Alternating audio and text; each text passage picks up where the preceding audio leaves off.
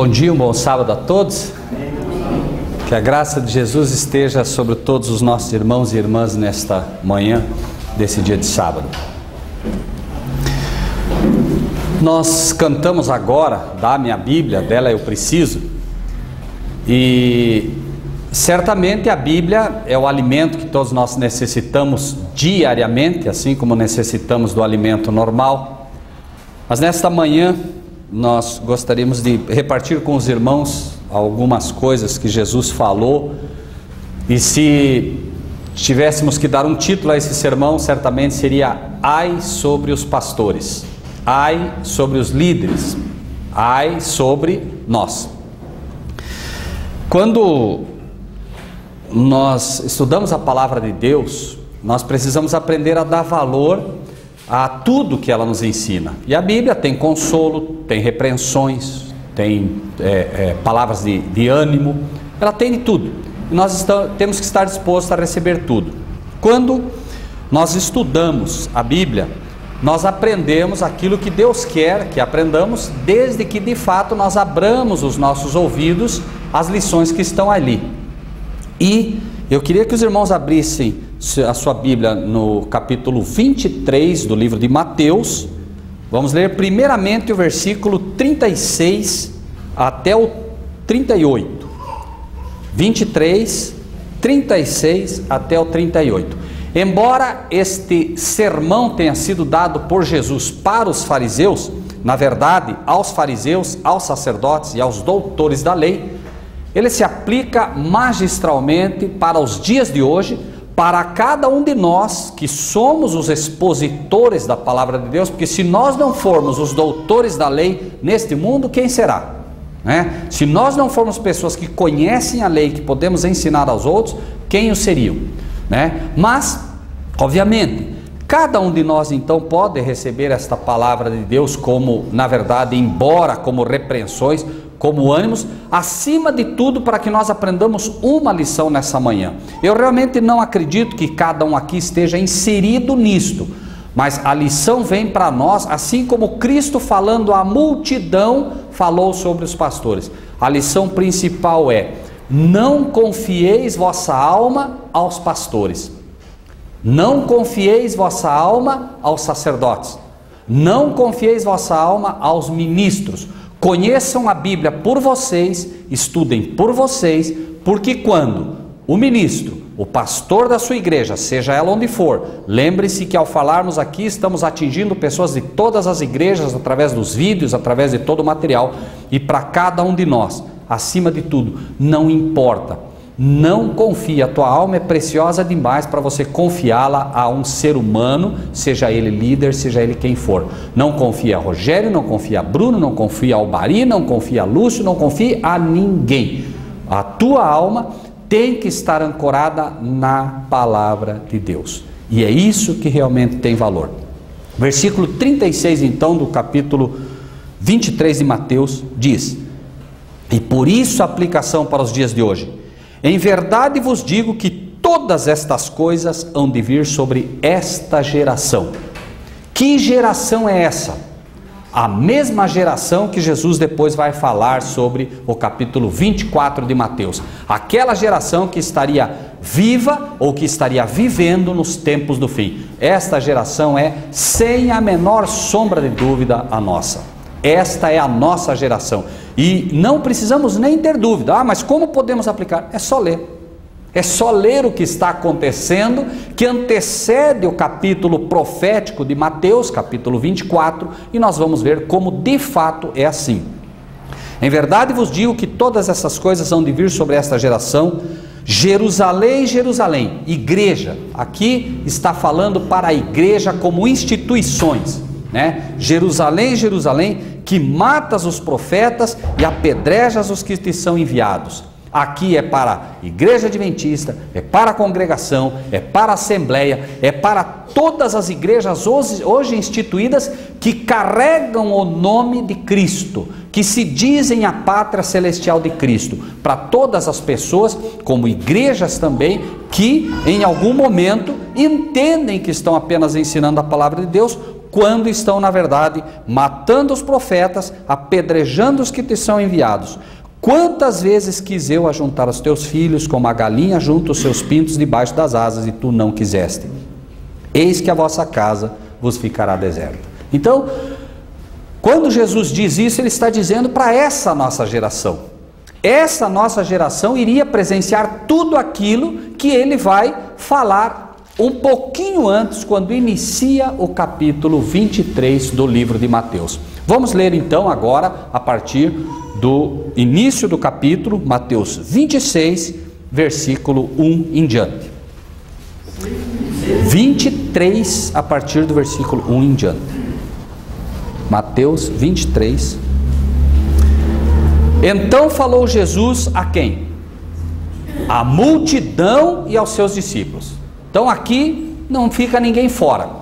Jesus está falando a todos, todos os que conseguem em algum momento cantar o hino que cantamos. Dá-me a Bíblia, dela eu preciso. Então, para aqueles que acreditam na Bíblia, para aqueles que acreditam em Cristo, esta é uma mensagem a todos, multidão e aos seus discípulos, dizendo: na cadeira de Moisés, e como estamos falando desta geração, nem vamos aplicar para o passado. Não vamos nem falar sobre os fariseus, a não ser algum comentário muito breve do que se fazia lá, para ver como o paralelismo acontece.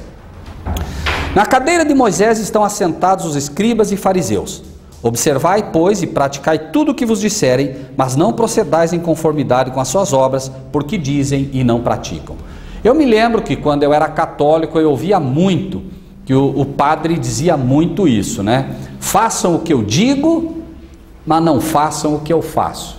Como se isso pudesse, em alguma maneira, né, colaborar com o Evangelho de Cristo. Na verdade, na cadeira de Moisés estão assentados os escribas e os fariseus, os pastores, os líderes, os conhecedores, ou que se dizem conhecedores da Bíblia. Repito, de todas as igrejas, todos os pastores, eles se sentam na cadeira de Moisés. O que é o sentar-se na cadeira de Moisés? Colocando-se como líderes do povo, como pessoas que são chamadas para conduzir o povo através do deserto, este mundo que aí estamos, para uma região de paz, para a verdadeira Canaã celestial. Sentam-se ali. Observem então, diz Cristo, né, e pratiquem o que vos disserem. Claro, como? Se eles me dizem que o domingo é o dia de Deus, eu vou observar isso?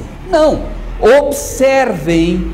Primeiro, claro, eu observo o que me diz, se realmente está, o quê? Ancorado pela palavra, ótimo, porque aqui Jesus dizia para aqueles que realmente tinham a palavra, que eram os fariseus do passado, que era o povo judeu, mas mais do que o povo, os líderes do povo judeu, um povo a quem Cristo havia mostrado a sua palavra, a quem Deus havia confiado a sua sabedoria, os seus oráculos, e ele disse: observem, pois, e pratiquem o que disserem, mas não procedais em conformidade com as suas obras, porque dizem e não praticam.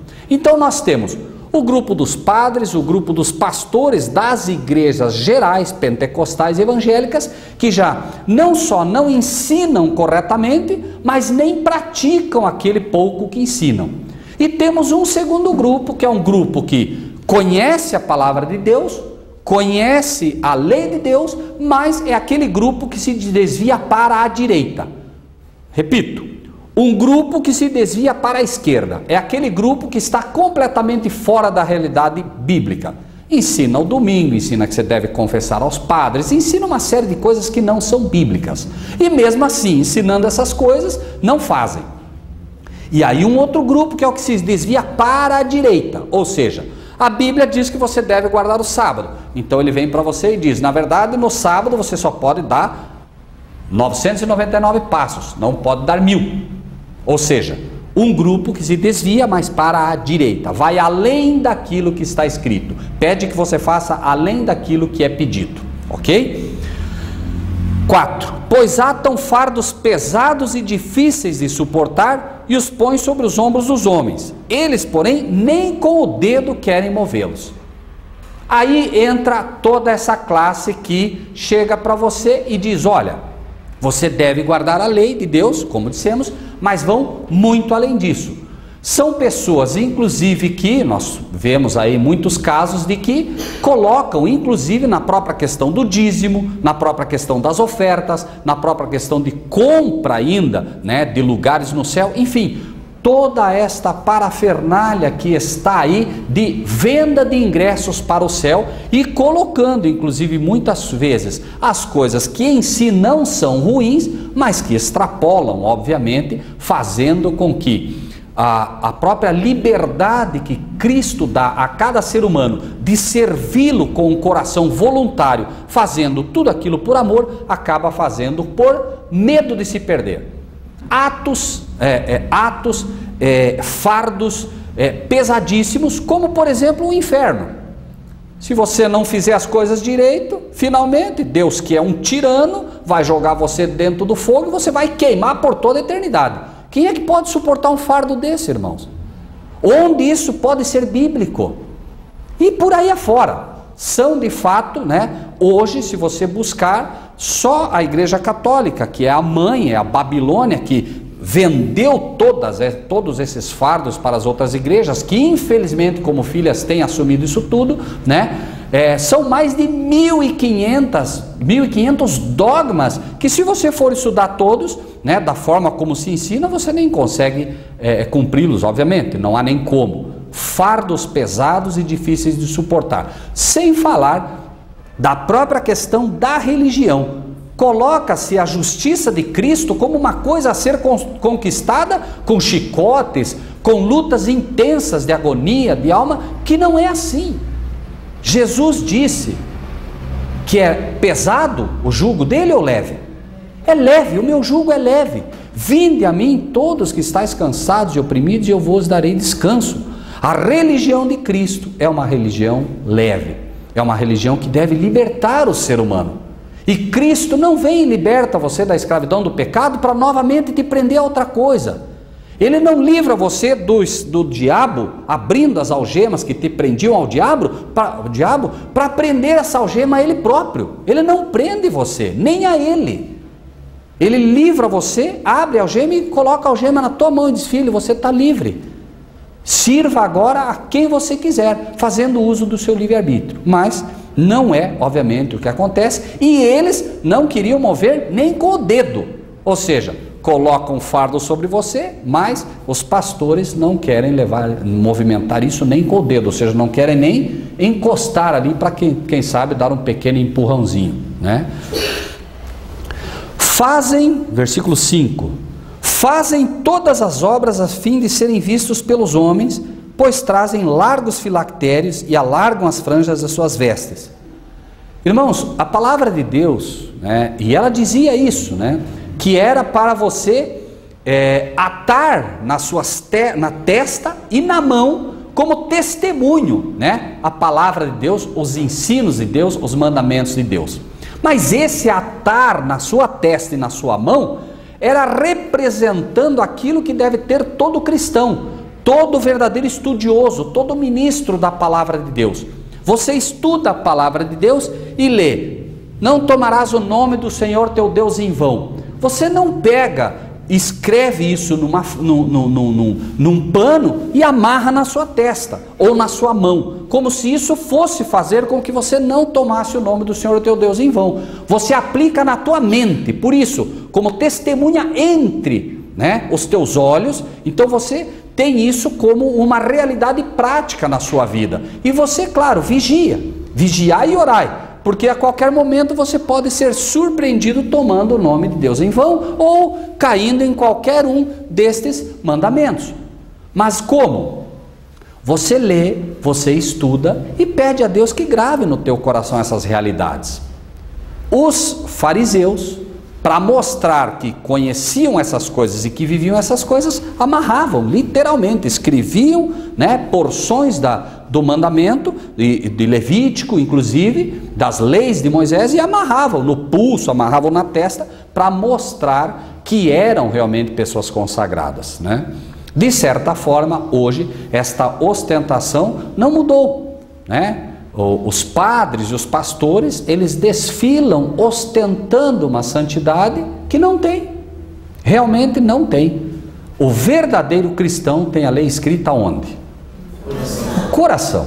Não é judeu que é exteriormente, mas aquele que é no coração, aquele que é em espírito, certo? Amam os primeiros lugares nas ceias e as primeiras cadeiras nas sinagogas. Aqui, irmão, o pecado não é por eles sentarem nas primeiras cadeiras. Não é esse o problema. O problema é amar os primeiros lugares e o quê?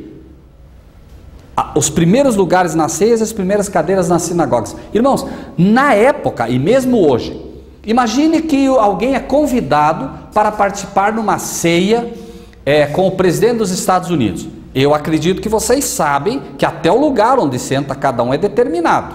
Você não vai chegar lá e sentar no primeiro lugar, eu vou sentar do lado do presidente. Não, existem, conforme o ofício de cada um, conforme a dignidade que o mundo dá a cada um, é onde ele senta. Então, bom, você, né, o chefe do gabinete vai sentar aqui, o ministro vai sentar aqui, o ministro da cultura vai sentar aqui, o ministro da fazenda aqui, e assim por diante. Então tem um lugar onde cada um senta.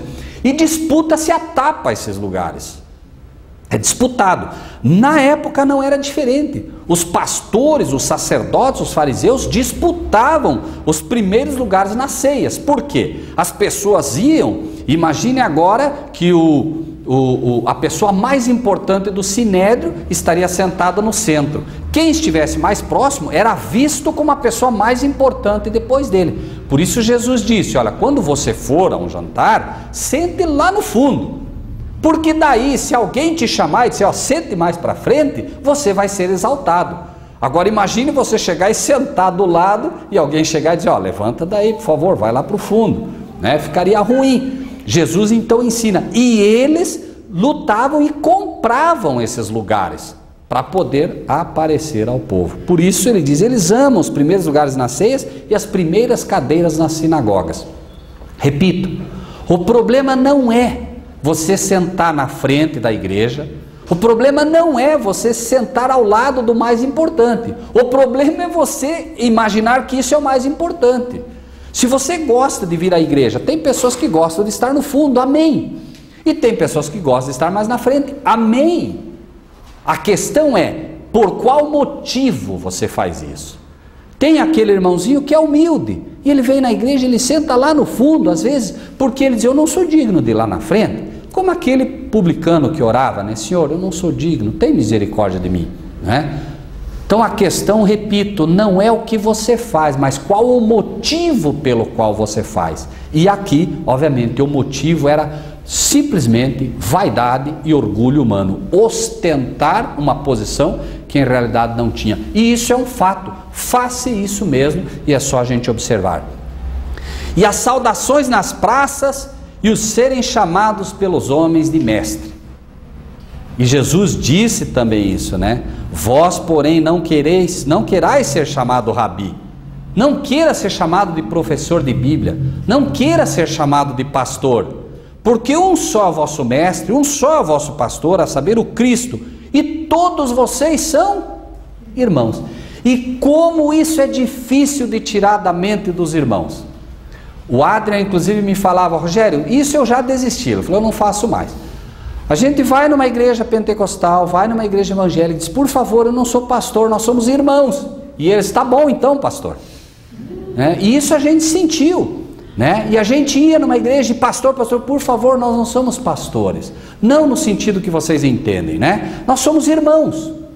Ah, tá, então tá bom, pastor, tudo bem. E depois, pastor, senta aqui, pastor, e pastor, e pastor, e pastor, e professor, e mestre, não sei. Irmãos, isso só faz mal.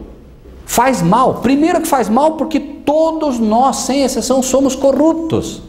A gente nem sabe o mal que isso faz. A gente acha que faz mal e acredita porque está escrito, mas não sabe quão mal faz, não é? E Jesus disse inclusive uma coisa, por isso, né? Eu fico feliz que aqui ninguém chame a gente de pastor, né? Por quê? Porque ele diz, olha, ele diz assim, ó, a ninguém na terra chameis vosso pai, porque um só é o vosso pai, o que está no céu. Amém. Isso está fácil, né? Está fácil para aqueles que entendem que não existe papa, porque quem acha que existe papa está num problema. Porque ele disse o quê? Existe alguém aqui nesse mundo que se declara o pai de todos, pai de todo o cristianismo. E Jesus disse, ó, não chamem ele de pai. Por quê? Se eu escolho o Papa, então eu já escolhi o meu pai. É uma questão o quê? De livre-arbítrio. Mas eu quero ter um pai que está onde? Nos céus. Isso é uma escolha. Assim como você escolhe crer na teoria de Darwin. Ah, bom, eu escolho Darwin, eu acho que tem luz lá, tá bom. Mas por favor entenda que você está assumindo ser filho de um macaco. É preciso entender isso. E eu não quero ser filho de um macaco, eu sou filho de Deus. Essa é a minha escolha, certo? É sempre uma questão de escolha. E eu escolho ter um pai que mora onde? No céu e não na terra, amém. Algo contra o nosso pai carnal? Em absoluto. Estamos falando aqui do quê? De forma espiritual. O pai carnal deve ser respeitado, o mandamento não está aqui por acaso. Honra teu pai e tua mãe.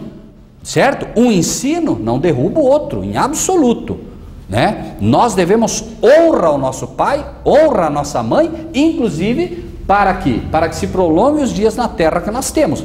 Mas a César o que é de César e a Deus o que é de Deus. Toda a honra e toda a glória à minha mãe e ao meu pai em questões terrenas.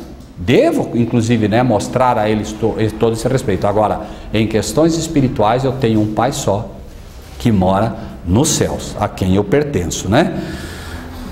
E aí ele volta ao assunto. Nem vos chameis mestres, porque um só é o vosso mestre, que é o Cristo. Porém, o maior dentre vós será vosso servo. E o que a si mesmo se exaltar será humilhado, e o que a si mesmo se humilhar será exaltado.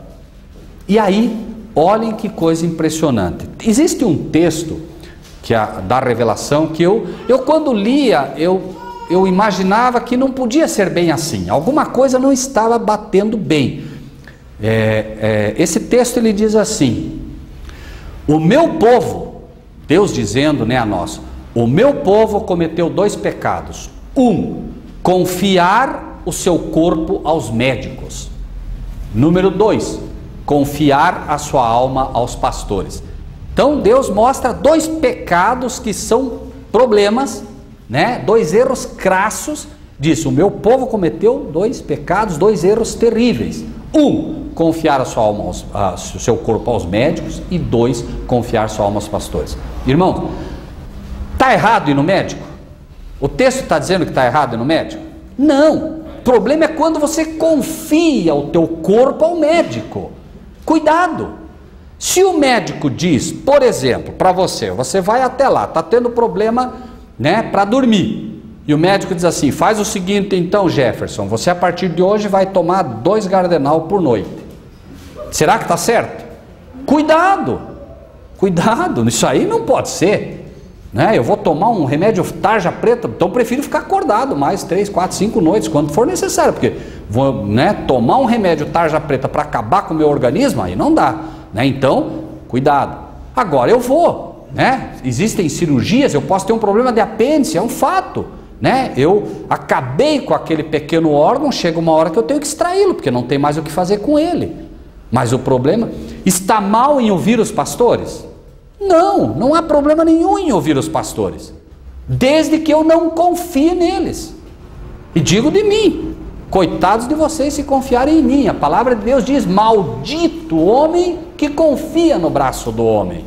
O braço é a guia, vem cá que eu te levo, né? Um cego conduzindo outro cego, os 2 vão cair aonde, né? Agora, se eu estou falando a palavra de Deus, de fato, não estou interpretando, não estou dando o meu parecer, amém. Porque a palavra de Deus diz também, repito sempre, um não derruba o outro.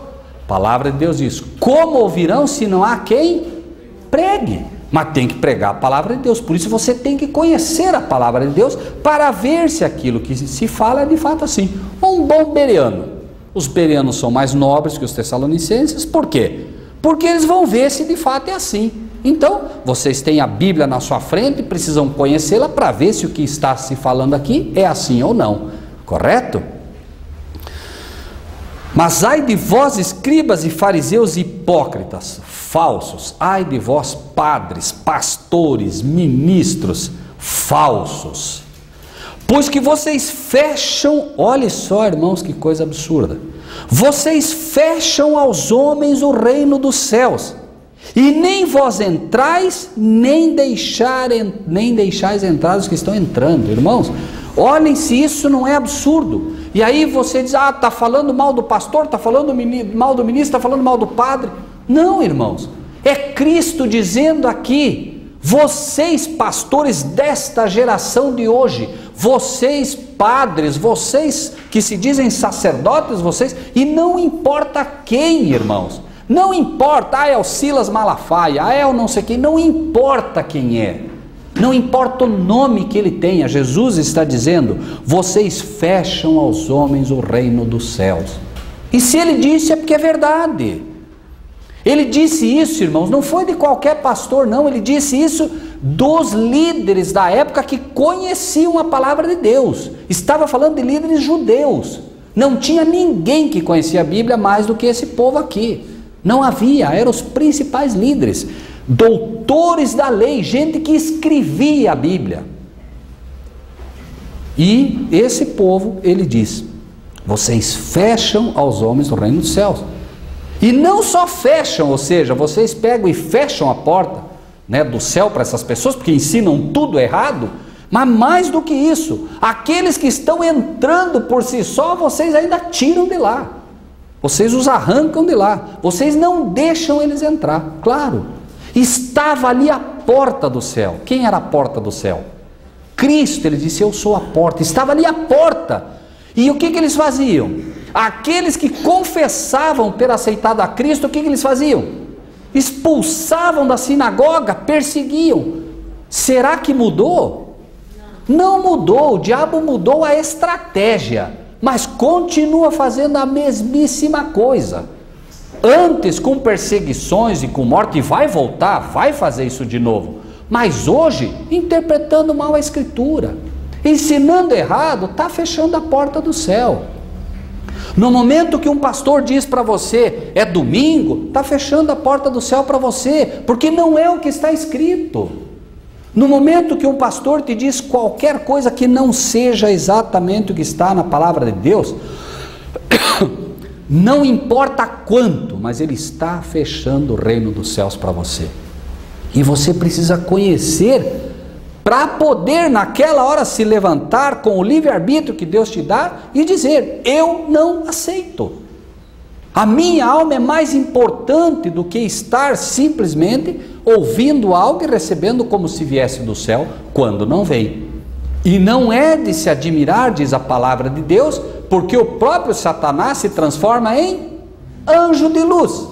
Imagine, irmãos, um anjo agora chegando para você e ensinando para você: mas como? Como é que você vai guardar o sábado se você vê que é o domingo? O nosso Salvador não ressuscitou no domingo, como é que você vai guardar o sábado? Imagine um anjo falando isso para você. Você acabou de orar pedindo luz para Deus e aparece um anjo para você e diz: eu fui enviado do céu para você. E você olha aquele anjo maravilhoso, e como é que você vai reconhecer se ele é do céu ou do inferno? Como é que você vai saber se ele é um anjo caído ou um anjo de Deus? Pela palavra. Você não tem outra arma. Será que o anjo apareceu com um tridente para Cristo? Eu sou o diabo e vim te tentar. Ou veio como um anjo de luz? Como é que ele veio para Cristo? Como um anjo de luz. E como foi que Cristo conseguiu enfrentá-lo? Pela palavra. E não foi apenas pela palavra, foi pelo conhecimento profundo da palavra, porque quando ele usou a palavra, esse anjo, entre aspas, de luz, também usou a palavra e conhece a palavra. Ai de vós, escribas e fariseus hipócritas, pois que devorais as casas das viúvas sob pretexto de prolongadas orações, por isso sofrereis mais rigoroso juízo. Isso é um fato. Não, venha para a igreja, mostre que você tem fé em Deus, dê a tua casa e Deus vai te dar uma casa melhor. Onde é que está isso na Bíblia? Dá a tua moto e Deus vai te dar um carro. Tome posse dessa bênção. O carro do irmão encostado lá fora e você vai tomar posse da bênção. Isso é roubo. A palavra de Deus diz o quê? Não cobiçarás a casa do teu próximo, não cobiçarás a mulher do teu próximo, nem coisa alguma do teu próximo. Isso que o diabo coloca através dos pastores de tomar posse da bênção, se chama roubo pela palavra de Deus e se chama cobiça. E o apóstolo Paulo diz, eu não conheceria a cobiça se a lei não me dissesse, você tem um carro, agradeça a Deus por isso. Quer um carro melhor? Peça a ele, se for para o teu bem, ele vai te dar. Se não for, não vai te dar. Mas não tome posse dessa bênção, porque não é assim que funciona. Irmãos, quantas viúvas já não perderam, quem sabe, a sua casa por acreditar nesses falsos pastores? E não é novo. Eles iam até as viúvas, porque sabe, a viúva tem proteção? Não tem. E não é por mal, aqui as mulheres, por favor, não se ofendam. Deus colocou o homem como cabeça, porque Ele sabe que o homem nessas coisas, ele é mais duro mesmo. Ele é mais firme. Não é que ele é melhor, não. A mulher tem coisas que ela é superior ao homem. Por exemplo, o homem pode viver a vida que ele quiser 1000 anos, ele nunca vai poder gerar um filho, como a mulher gera. E nisso a mulher é superior. Por quê? Porque Deus deu a ela isso. A mulher tem certamente o seu papel, e ele é fantástico. Mas o homem também tem o seu. E a viúva, pobrezinha, ela não tinha o amparo de um marido. Então, o lobo ia lá. E os pastores fazem isso mesmo. Vão lá. Não, a senhora, né, já está no fim da sua vida. A senhora vai ter um tesouro no céu, vai ter uma casa mais bonita, vai ter... Dá a sua casa para a igreja. E a viúva pobrezinha dá a casa para a igreja. E quando ela menos espera, está sem a casa. E não é novidade, já se fazia isso. E eles iam com pretexto, não, eu vou lá orar com a irmã. Vou lá orar, vou abençoar a sua casa, vou abençoar o seu lar. Será que mudou alguma coisa? Não mudou nada. E diz, como lemos aqui, né? Diz, em verdade vos digo que todas essas coisas vão de vir sobre essa geração. Podem esperar aí proteger as suas mães, se elas não tiverem mais os seus maridos, porque os lobos vão aparecer cada vez mais. E daqui a pouco isso vai ser uma guerra, vai ser igreja disputando viúva, quem sabe aí no tapa, para poder tomar o que ela tem. E nós temos que estar preparados para confrontar todos esses lobos com assim diz o Senhor. E nós sabemos que é assim. Recentemente um sujeito nos visitou, nós estávamos querendo comprar um carro, e ele disse assim para nós, ele disse, deixa eu contar uma história bem rapidinha para vocês. Eu fui lá, porque ele era dono de garagem, ele falou, eu fui lá me ligaram, um pastor me ligou para ir lá ver uns carros que eu queria comprar e tal, e chegou lá para ver o carro e tal, daí ele falou, escuta, onde é que eu posso ver os carros? Ele disse, olha, o menino vai te acompanhar lá, você vê lá, vê o que você quer, vê o que te interessa e tal. E ele foi, aí o menino levou ele, disse que ele ficou apavorado. Quando ele chegou lá, carros e carros, um prédio, se não me falha a memória, com vários andares e carros em todos os andares. E ele andou, olhou um monte lá e tal. Depois ele disse, escuta, e moto? Onde é que tem? A moto tem lá, não sei onde. Foram lá, subiram lá, mais de 1.500 motos. Mais de 1.500 motos. Se erro aqui, erro porque foi o que ele me passou, certo? Mas ele me disse mais de 1.500 motos. Então ele foi lá e escolheu 10 motos. Aí chegou para o bispo, né, que gostam de ser chamado de bispo, de apóstolo, de hoje virou, né, uma festa, e ele vai falar com o bispo e disse assim, olha, e daí? Escolheu lá o que você quer? Ah, escolhi, o que você quer? Ah, quero 10 motos lá assim, tal. Não, 10 motos eu não vendo. Não, mas como assim não vendo? Não, porque se eu vender 10 motos eu não ganho dinheiro. Imagine só, motos certamente que ganharam, e se vender só 10 não ganha dinheiro. Imagine onde chega, né, o poder da corrupção. Ai de vós, escribas e fariseus, versículo 15, hipócritas, pois, olha só, outra coisa que precisa prestar bem atenção, porque senão a gente erra. Pois que percorreis o mar e a terra para fazer um prosélito. Não é fazer discípulo. Ah não, eu sou discípulo, eu sou crente da igreja tal, eu pertenço à denominação tal, não, você é um prosélito. E o que é um prosélito? Cabresto. Prosélito é aquele que como o cavalo, né? Só aqui, ó. Aí você diz assim, não, escuta, olha para cá, não, é aqui, ó. Então veja só, vocês percorrem o mar e a terra. Não se enganem, seu sujeito. Eu sou missionário onde? Lá na África. Que maravilha. Irmão, está fazendo prosélito, irmão. Fique em casa, então. Percorrem o mar e a terra, atravessam o oceano para fazer um prosélito. Depois de ter feito dele um prosélito, o que faz? Torna ele o quê? Filho do inferno 2 vezes mais do que vós. Já pensou? Por quê? Porque vai, em vez de fazer, Jesus disse, ide e fazei prosélitos. Não, o que ele disse? Ide e fazei discípulos. Um discípulo é aquele que imita, é aquele que aprende com a palavra de Deus. Nosso trabalho não é fazer prosélito, não é fazer fiéis. Vocês sabiam que a Igreja Católica não tem membros? A Igreja Católica tem fiéis. Errado ou certo, eu continuo nela. Fiel. Esse é o fiel. Mas Cristo não quer fiéis no sentido de que sejam fiéis à igreja. Você tem que ser fiel à palavra. Se a igreja está errada, pula fora, não perca tempo. Seja fiel a Deus. E ele diz claramente, vocês andam, eu não discuto, vocês atravessam o mar, mas vocês querem prosélito. Você já viu quando os testemunhos de Jeová vêm dar estudo para você, por exemplo, e você começa a questionar o que eles ensinam? Quanto tempo eles ficam ali? Eu me lembro que uma vez eu e a Iris, acho que estávamos indo para um local e tinha uns testemunhos de Jeová indo. E a gente ofereceu carona para eles, mas não por mal, oferecemos porque realmente eles estavam a pé, uns garotos, e subiram. E começaram a falar da Bíblia para a gente. Quando começaram a falar da Bíblia, a gente começou a falar também.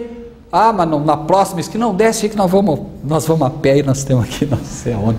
Quer dizer, eles querem prosélitos. Se vê que não vai conseguir fazer um prosélito, eles pulam fora. Entre numa igreja, questione. Você hoje, por exemplo, por um acaso, você aprendeu com a palavra de Deus. Aprendeu, por exemplo, que é o sábado, apenas como exemplo. Tenha a honra de, em nome de Jesus, lá dentro da igreja, levantar o dedo e dizer, pastor, peraí, mas a Bíblia fala que é sábado. Vamos ver quanto tempo você permanece lá dentro. Vamos ver quanto tempo vão te deixar ficar lá. Não vão muito tempo. Por quê? Porque eles querem prosélitos. E no momento que você mostra que não é um prosélito, que você é um discípulo de Cristo e que você aceita os ensinamentos de Cristo, não tem mais lugar para você ali. Cristo faz discípulos. As igrejas fazem prosélitos. Nunca esqueçam disso. E o pior, 2 vezes mais filhos do inferno do que eles próprios. Por que isso? Porque é difícil voltar. O Joel vem da igreja congregação, É fácil falar do sábado para eles, Joel? É difícil, irmãos. Nós não estamos aqui condenando, não estamos dizendo que eles vão para o inferno. Mas é um fato, filhos do inferno, porque o inferno é o erro, é a mentira, é o engano. Eles acreditam em coisas erradas. Ninguém discute o coração de nenhum deles, por favor, seja da congregação, seja de onde for. A questão é Cristo olhando nos olhos de cada um de nós e dizer, por favor, deixem de ser prosélitos, sejam discípulos. Pastor ensinou errado, esqueça o pastor, siga a palavra de Deus. Ai de vós, condutores cegos, pois que dizeis, qualquer que jurar pelo templo, isso nada é, mas o que jurar pelo ouro do templo, esse é devedor. Claro, se você jurar alguma coisa pela igreja, não tem problema, mas se você julgar pelo dinheiro, se você prometeu dinheiro e não der, você está morto. Claro, porque o que eles querem? Dinheiro. O templo nada é, mas o dinheiro, esse você tem que dar. Aí vem o sermão, Não, se você prometeu, meu irmão, se você não der, vai cair um raio, vai rachar tua casa no meio, vai acontecer qualquer coisa. Mas olha o que Jesus diz, insensatos e cegos, pois qual é maior, o ouro ou o templo que santifica o ouro? Claro que é o templo, obviamente.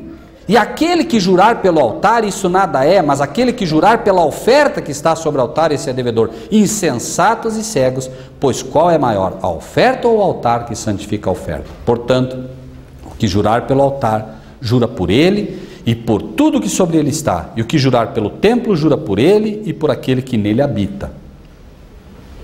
Ai de vós, escribas e fariseus hipócritas, porque dais o dízimo da hortelã, do endro e do cominho. Não, o dízimo tem que dar. Cada 10 sermãos, 9 é do dízimo, porque o dízimo é sagrado. Mas vocês desprezam o mais importante da lei. O dízimo vale, a lei não. A lei está tudo bem. Desprezam o mais importante da lei. O juízo é um fato, que todo homem será julgado por essa lei.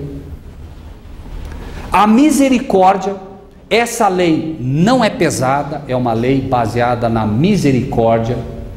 Ah, não, sabe de uma coisa? Eu não sei, mas eu tenho a impressão assim que também um furtozinho não vai fazer tanto mal. Onde é que eu vejo misericórdia nisso? No momento que alguém vier te roubar. A lei, ela é boa para os outros. Para mim não, até o momento que alguém tenta roubar a mim. Ah bom, agora ela é boa, eu não devo roubar, né? Mas se eu quero roubar a Deus, inclusive posso, né? Deveis porém fazer essas coisas e não omitir aquelas. Notem aqui, só isso já é um ensino fantástico sobre o dízimo. Ah, o dízimo está em vigor, o dízimo não está em vigor, tem que dar o dízimo, não tem que dar o dízimo. Leiam com atenção o que Jesus diz. Deveis fazer essas coisas. Que coisas? Dar o dízimo. Vocês devem dar o dízimo. Eu não estou dizendo que o dízimo não tem que ser. Tem. E para aquele que quer ser fiel a Deus, não precisa nem ler Velho Testamento, não precisa ler mais nada. Jesus está dizendo, ai de vós, porque vocês dão o dízimo. E ele diz, vocês devem fazer essas coisas, mas não devem esquecer aquelas. Não é? Coais um mosquito e engolis um camelo. Ensinava-se na época, claro, porque outra lição fantástica. Jesus não disse aqui que você pode comer qualquer coisa. Ele diz, o problema de vocês é que vocês ensinam o povo que por não poder comer carne de porco, que está correto, por não poder comer uma série de comidas que eu ensinei que faz mal para vocês, isso está certo, né? Por ensinar essas coisas todas, vocês agora pegam e fazem o povo peneirar a própria água para não acabar engolindo algum insetinho. Eu nunca ensinei isso eu não ensinei. E vocês acabam engolindo um camelo. Quer dizer, vocês falam para eles coar, vocês mesmos não coam e acabam engolindo um camelo em vez de engolir um inseto, né? Ou seja, Jesus mostrando novamente a perfeição e o equilíbrio da sua palavra, né? E eu queria ler um textozinho apenas sobre isso e com isso a gente encerra. Na página 616 do livro Desejado de Todas as Nações, nós encontramos algo interessante aqui. O sistema do dízimo foi ordenado por Deus e havia sido observado desde os primitivos tempos. Abraão, o pai dos fiéis, deu dízimo de tudo quanto possuía. Os príncipes judaicos reconheciam a obrigação de dizimar e isso era justo. Mas não, prestem atenção nisso, irmãos, não deixavam o povo manter suas próprias convicções do dever. Nós não vamos além disso, irmãos. Nós dizemos aqui que é para dar o dízimo. E já ensinamos quanto é o dízimo. Quanto é o dízimo? 10%, né? Mas cada um aqui faz conforme entende ser o quê? Correto. Nós não vamos, o irmão quer dar um pouquinho mais, o irmão quer dar... Isso é com o irmão, ninguém aqui vai policiar ninguém. O dízimo é simples e claro, 10%. Né? O irmão foi lá, deu o seu dízimo, ninguém vigia, ninguém discute, ninguém, não tem que dar mais, tem que dar menos, tem que dar isso, tem que dar aquilo, tem que separar do cominho, tem que separar... Não, é simples. Agora vejam. Estabeleciam-se regras arbitrárias para todos os casos. As exigências se haviam tornado tão complicadas. É complicado um dízimo que Deus estabelece com 10%, irmãos? De fato é complicado? Não, é perfeito. Aquele que ganha 5 mil, ele dá 10%. Aquele que ganha 500 reais, ele dá 50. É perfeito, inclusive no valor. Aquele que ganha 500, deu tanto quanto deu aquele que ganhou 5 mil. Então aquele que ganha 5 mil não pode dizer, o meu dízimo é maior. É nada, teu dízimo é igualzinho do outro. Não é nem um centavo mais do que o outro. É perfeito o sistema do dízimo de Deus, né? Ninguém sabia quando havia satisfeito suas obrigações, Segundo fora dado por Deus, o sistema era justo e razoável, mas os sacerdotes e rabis o tinham transformado em uma carga enfadonha. Nunca se sabia. Hoje não. Você sabe se devolveu a Deus aquilo que lhe pertence. Separou os 10%? Não se preocupa. É isso. Agora, claro, quer dar oferta, quer dar mais? Amém. Isso é só bênção para você. Mas a questão é, você tem o direito de saber quando de fato você deu a Deus aquilo que lhe pertence. E o sistema é simples. E com isso encerramos. Ai de vós, escribas e fariseus hipócritas, pois que limpais o exterior do copo e do prato, mas o interior está cheio de rapina e de iniquidade. Limpa primeiro o interior do copo e do prato, para que também o exterior fique limpo. E aqui, irmãos, eu chamo os irmãos a uma questão muito simples. Estava ali Cristo, estava ensinando a multidão, e ele diz: limpa o interior do copo. Quem é o copo? Quem é o vaso? Nós. Como é que se limpa esse interior? A partir de hoje eu vou limpar o interior. Como é que se limpa o interior do copo? Como?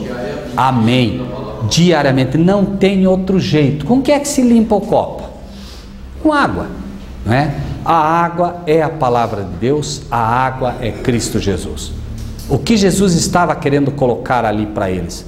Aceitem o sacrifício que será feito na cruz do Calvário.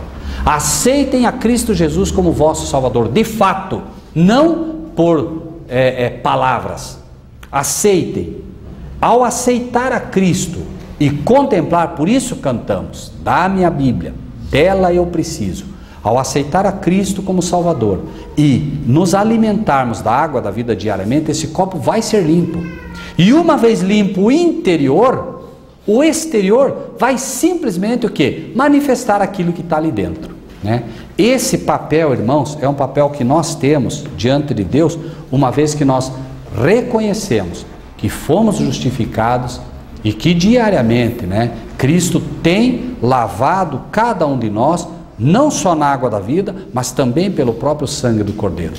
Por isso, irmãos, quando se fala em pastores, quando se fala em fariseus, quando se fala em líderes, quando se fala em padres, não se está falando mal. Assim como Cristo em nenhum momento falou mal de ninguém ali.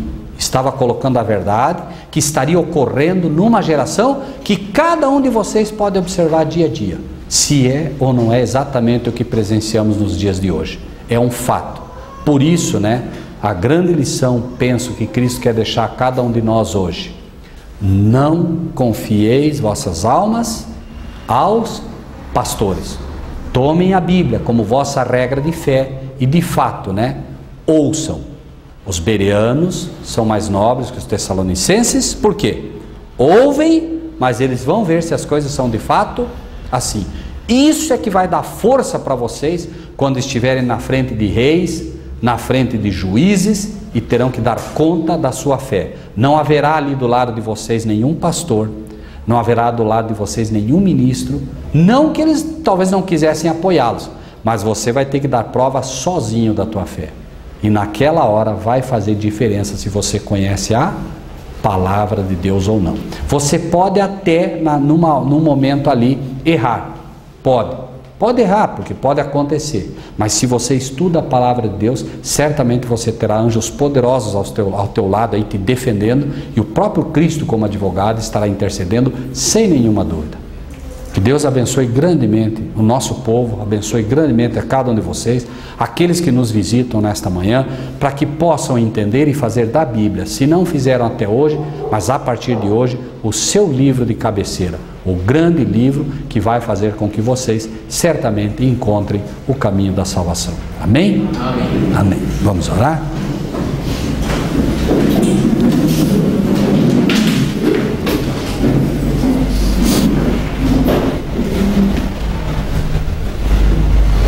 Pai nosso que estás nos céus, neste grande dia de teu santo sábado, Senhor, o dia que o Senhor separou para o teu povo, o dia que o Senhor visita o teu povo, o dia que os portais da Nova Jerusalém se abrem para receber todos aqueles, não só do planeta Terra, mas de todos os planetas criados pelo Senhor, todos os teus anjos, querubins, serafins. Quando todos eles se inclinam diante do Senhor, nós nos chegamos também a esta santa assembleia, Senhor, para te pedir que o Senhor nos permita, Senhor, ter um coração de tal maneira que aborreça, Senhor, os primeiros lugares nas ceias, os primeiros lugares diante dos senhores do mundo, mas que acima de tudo tenhamos em nosso coração uma certeza, a certeza de que o Senhor Cristo Jesus é o nosso Mestre, de que o Senhor é o nosso Pai que está nos céus, e naquele grande dia, Senhor, que acreditamos que esta geração estará dando testemunho da fé, nós possamos declarar em alto e bom som que há um Deus nos céus a quem servimos e que há de fato um Cordeiro que ainda hoje se apresenta como Cristo Jesus, sendo levantado da terra com os braços abertos, num convite permanente que nos chama: vinde a mim todos os que estáis cansados e oprimidos, e eu lhes darei descanso. Dá-nos, Senhor, o descanso de ter a convicção de que pertencemos ao Senhor por adoção e, acima de tudo, grava a tua lei em nossos corações, para que nós possamos dar testemunho real de um povo santo conforme a tua vontade. Toma-nos em tuas mãos, toma este povo todo em tuas mãos, Senhor, abençoa todos aqueles que se inclinam diante do Senhor neste dia e dá-nos, Senhor, a alegria da tua salvação. É em nome de Jesus que te pedimos e agradecemos. Amém. Hino 166, gente.